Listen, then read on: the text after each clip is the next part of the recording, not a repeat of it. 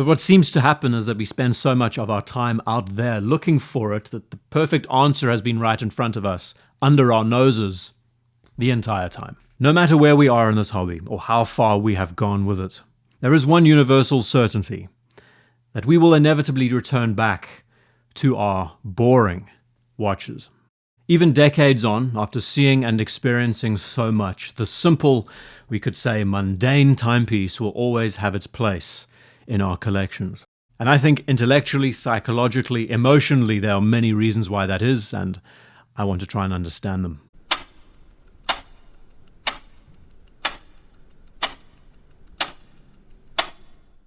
This is a very simple video on the surface, but I think it's also quite profound. Now, the inspiration for this video had nothing to do with the subject matter for the video, but in fact, an advert from Watchfinder UK. Meet our 20 most wanted watches. And in here, it's as typical as you could imagine. These are the pieces that they obviously buy, sell, trade the most. And I look at the list of these pieces and I think, well, yes, this makes perfect sense. A Submariner date, Black Bay 58, Rolex GMT Master 2, probably a Batman or a Pepsi bezel, Rolex Air King, Omega Speedmaster Professional, Rolex Explorer, Black Dial, Black Bezel Daytona, Cartier Santos, Seamaster Planet Ocean, Patek Philippe Aquanaut, just to name a few. Quite typical watches that we're all accustomed to seeing, but it's the watches that people want. And why is it? And when I think about it, all of these watches that I've just covered, we have spent years debating about them. Debating about which is better than the other, which one holds its value best, or which is more universally accepted, which is more versatile. The truth of the matter is, though, to the outsider, someone who's not a part of the watch hobby, doesn't know one from the other, they all look kind of boring, don't they? Mind you, not boring in the sense that they don't do their job well or anything like that, but boring because when you line them all up, well, they all look the same. They all do the same thing, and I think on a deeper level, they all achieve the same result, or at least what we're looking for. Squint your eyes, and you would swear that these are all the same watches. So before getting into the deeper philosophical reasons as to why we go after these things, let's try and define the boring watch. More often than not, it's monotone in color. And if we were to take all of these colors and to just simply line them up, it's either black, blue, or white. Those are the colors that we go mad for. The boring watch very often has a decent size, it has great proportions, Goldilocks proportions we could say. We can start at a size like 36mm and work all the way up to 44mm. They wear well, they wear comfortably, they're often under the radar. But I think this is one of the most important features of the boring watch, is it does its job very well. It can be a time only, a time and date, it can be a dive watch of some kind, it can be a chronograph or a GMT watch. Basically, it's a watch that performs this function so well and it's so brilliantly integrated that you don't even think about it very often. There's also this notion of grab and go associated with the boring watch. It's easy to pick up, wind, put on, carry on with your day. I think the one thing we can all agree on is that the boring watch can be universally accepted as great by us enthusiasts because it ticks all of the above boxes: size, wearability, simple colors, easy to pick up and use, and the features that it offers, it's just so well integrated that you're not even thinking about it half the time. And to get the ball rolling on this, when all is said and done, we like a safe bet. We like a watch that we know is popular, that we know has a great cachet, that does everything right. And so often, this is the watch that kickstarts our obsession with the watch hobby. This is where we start collecting. Thanks to someone else's advice, the community's recommendations, we chase after this piece because deep down, even without the affirmation from other people, we know it's good. There is something to it beyond the marketing and beyond the brand name that communicates this to us. And I guess this video resonates with me too because I think about the few watches that I have.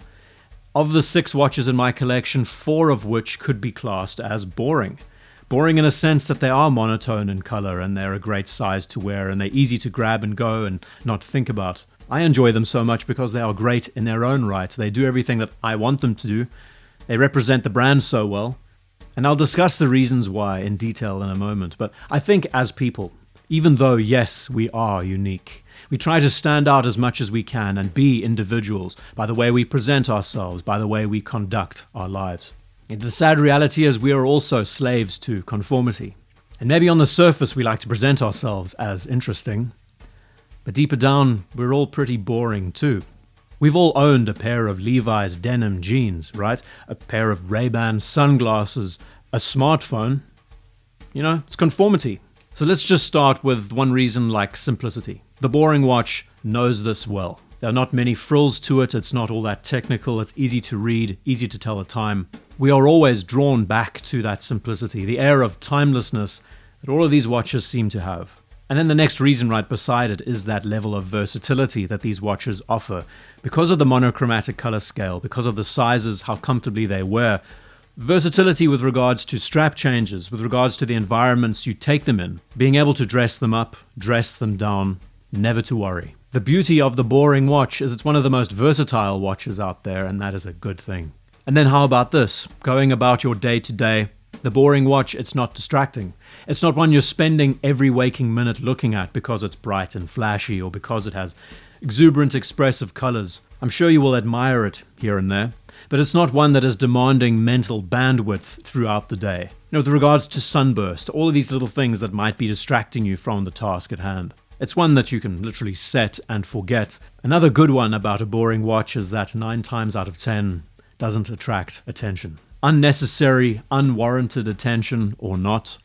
It's a piece that you can wear and enjoy and maybe know yourself that it's a great one, but it's not one that you need to share with other people. This reason alone is one of the many why I enjoy the boring watch.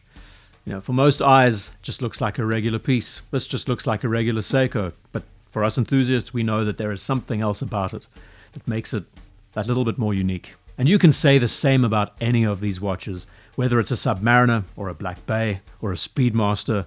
You know the story, you know the efforts that it took to get, and that stuff is priceless. But this to me is the most important reason why we return back to the boring watch, and I think one where we're going to dedicate the most amount of time. There and back again. I'm a big fan of Tolkien. Returning back to where you started. The simple answer is that there is no place like home. Why do we do what we do? Why do we go where we go? Why do we see the people that we choose to see? It's because of familiarity. Familiarity is relaxing. It's comforting. And if you know what you're going to get, very often, at least in many circumstances, it can be enjoyable. And I think so often in this hobby of ours, but also life in general, we spend a lot of it chasing the next high. We spend a lot of it chasing the next milestone, the next hill to climb. But what seems to happen is that we spend so much of our time out there looking for it that the perfect answer has been right in front of us, under our noses, the entire time. So in the watch hobby, it's very similar in a sense. You start with something as basic as a Submariner or an Explorer. You sell it to fund the next purchase and the one after that. And you keep pursuing. Our watch hobby, tens of thousands of pieces to choose from. Sizes, colors, brands, complications, you name it, they have it. As enthusiasts, our heads are constantly spinning. You know, what to do, where to go next, what should I save up for? So what happens eventually, after we have learned all of this, we've gone on the journey, we've experienced so much, we take a few steps back and we say, you know what, I like that one. Because it does what it says on the tin. It doesn't have many frills to it, I know, obviously. It's not bombarding me with complications, and it's not demanding much of me, my thought, my time about whether or not I should pursue it. We return back to these simple, boring watches because we know them well, but also because they are the reset button. They are the palate cleanser that we very often need. When all else is chaos around you, sometimes that grounding point, returning to center, is all that's required. So my hope is that the takeaway from this video for you is that the boring watch, it's not boring at all. It's brilliant. It's brilliant in a sense that it does all that we want it to. It has no frills about it, its specifications are better than most. Maybe it does come from a reputable brand and has a great story and background to it. And yes, on the surface, it looks like every other monochromatic piece. But the real joke is that it's probably going to be the watch that stays in your collection the longest. Or on a deeper note, it stays with you the longest, that you'll always hanker to own it again. Because for the enthusiast, for the layman, it does everything, and it checks off everything a great watch should. Now, I'd like to know your opinion on the boring watch. Do you find that it's a watch that you constantly return back to for all of the above reasons? And how many of them do you own? Me personally, I have 4. Thank you for taking the time to watch this video. See you in the next one.